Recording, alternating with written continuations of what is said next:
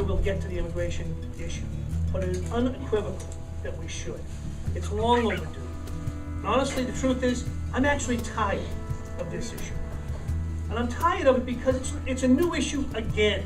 But it's long history in this country of always looking at the new wave of immigrants as somehow people who are bad, somehow people who don't deserve rights.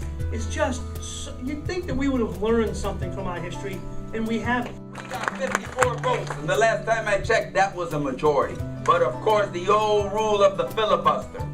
Now, you know, next time you watch them on Fox News in the morning talking about the founding fathers and the Constitution of the United States, I don't see anywhere where the founding fathers said that 54 majority of the Senate didn't become the law of the nation. Only in this time, when you want to impede the progress of young men and women, would you use such a filibuster. It is wrong to be used. The president knows that a majority of the Senate and a majority of the House passed the DREAM Act.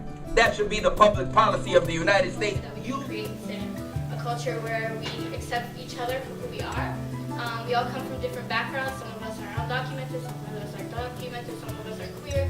It doesn't matter like who we are. It's just as long as we accept each other. We're all different, and that's what makes it beautiful. And we're a very diverse family. So thank you all. What are your dreams? My dream is to graduate, hopefully from Suffolk University with a degree in political science, and hopefully do my graduates at the Kennedy School of Government. My dream is that my mother gets her citizenship. My dream is that every student that I work with here and every child really in this country is respected, and every child is welcomed as an investment, as a seed of hope, and as really a better tomorrow, and really thinking of children as innocent. You know, we have this theory of judgment in this country where it's innocent until proven guilty, yet these children are guilty from birth. And that for me is just an atrocity, and we need to change that mindset in this country. We need to allow for equal opportunity and equal access so that everybody has the ability to succeed, because of, you know, that's what this country is about. The DREAM Act is an important component of comprehensive immigration reform. Young men and women shouldn't be held responsible for the actions of their parents. We heard, you know, kids get here when they're 8, 9, 10 years old. They get here at a young age, but then they grow up and they really do adopt the United States as their country.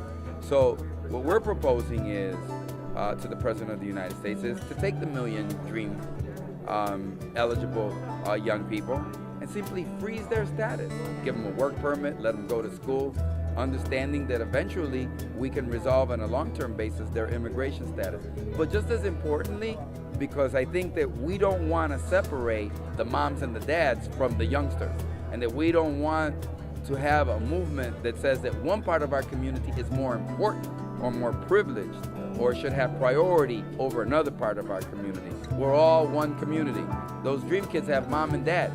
They have brothers and sisters. They have aunts and uncles. They have grandparents. They have many, many loved ones, which they need to nurture them also. In the end, we're going to win. And I want to thank all of the DREAM activists for their courage and their dynamism and their creativity, because certainly you're sparking a new element in our immigration plan. When immigrants come, it's springtime.